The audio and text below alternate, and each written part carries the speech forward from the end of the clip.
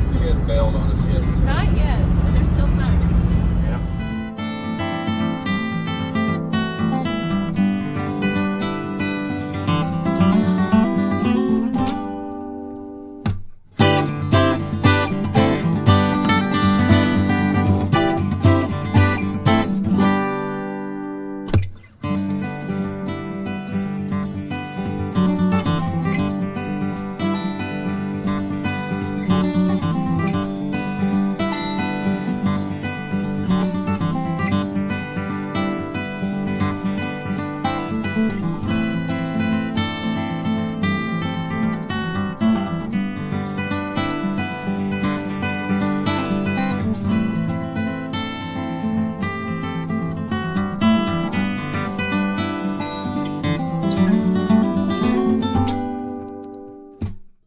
Finally made it home to Kentucky.